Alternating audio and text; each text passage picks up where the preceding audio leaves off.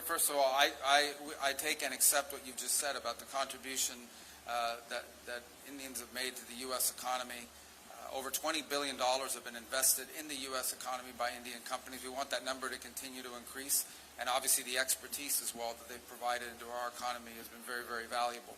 I don't want you to view, or anyone, I made this point yesterday in an interview, the changes that are happening now, or the modernization of our migration system into the United States is not focused, it's not India specific, it is global, it's being applied across the world. We are in a period of modernization, and I'll be frank and honest with you because it's important to talk about this. We've had a migratory crisis in the United States.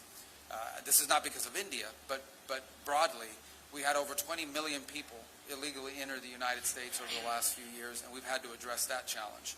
In addition to that challenge, and I think this is true for India, this is true for every country in the world, okay? Everything that you do as a country needs to be in your national interest, and that includes your immigration policy.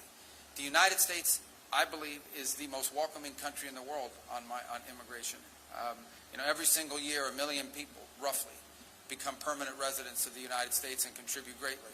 My parents entered the United States as permanent residents in 1956 from Cuba, and so it's a process that's enriched us. But it has to be a process that's adjusted in every era to the realities of the modern times in which you live.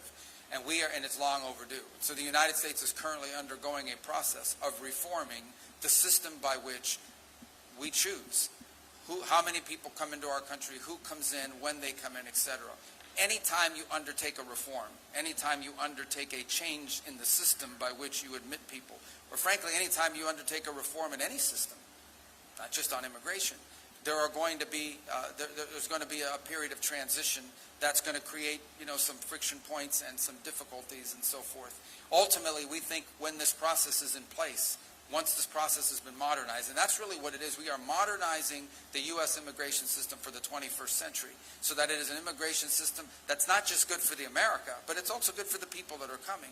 Once we are complete and once we've done the work of modernizing that system, I think we're going to come up with a system, we're going to wind up with a system that's more efficient and even better than the previous system, and in some ways may prove to be even more beneficial than the previous system was to people from India that seek to enter the United States to work and innovate. But obviously there's going to be a period of adjustment along the way. So what I want to leave clear is that the changes, while they may be having a disproportionate impact on a place like India that provides so many high-skilled workers to the U.S. economy, it is not a system that is targeted at India. It is one that's being applied globally. But we're in a period of transition, and like any period of transition, there's going to be some bumps on that road. But we think ultimately our destination is going to be a better system, a more efficient system, one that works better than the one that we had in place previously, and more sustainable, by the way.